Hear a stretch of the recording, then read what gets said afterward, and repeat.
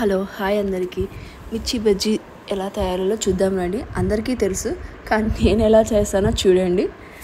మా ఊర్లో అయితే నేటివ్లో అయితే బాగుంటాయి మిర్చీలు. ఇక్కడ మేము ఉన్న ఏరియాలో బెంగళూరులో అయితే ఇలాంటివే దొరుకుతాయి మిర్చీలు. అందుకే ఉన్న దాంతోనే సర్ది పెట్టుకోవాలి కదా. మిర్చీలను వాష్ చేసుకొని పక్కన పెట్టుకోవాలి. దాన్ని 4 ముక్కలుగా కట్ చేస్తున్నాను, లావుగా ఉన్నాయి కదా అందుకు. ఒక బౌల్ తీసుకొని అందులో శనగపిండి 1 కప్పు వేసుకొని తర్వాత అందులో కొంచెం పసుపు, కారము, ఉప్పు, టేస్ట్కి తగ్గట్టు ఉప్పు, కొంచెం బేకింగ్ సోడా కూడా వేసాను.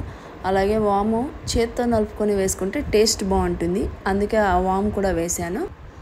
అన్నీ మిక్స్ చేసుకొని వాటర్ పోసుకొని వీడియోలో చూపించినట్టు కొంచెం థిక్నెస్గా కన్సిస్టెన్సీ వచ్చేటలా కలుపుకోవాలి. కలుపుకొని పక్కన పెట్టుకోవాలి. ఇంకొక బౌల్ పెట్టుకొని అందులో ఆయిల్ వేసి హీట్ అవ్వాలి. హీట్ అయిన తర్వాత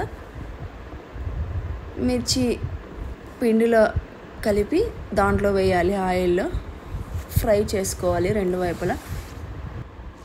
గోల్డెన్ బ్రౌన్ వచ్చినాక ప్లేట్లో తీసుకొని తినేయడమే. టేస్టీ మిర్చి బజ్జీ రెడీ.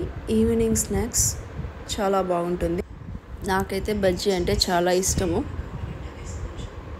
మీకు కూడా ఈ వీడియో నచ్చినట్లయితే లైక్ చేయండి, సబ్స్క్రైబ్ చేసుకోండి. మీరేం తిన్నారో కమెంట్ చేయండి.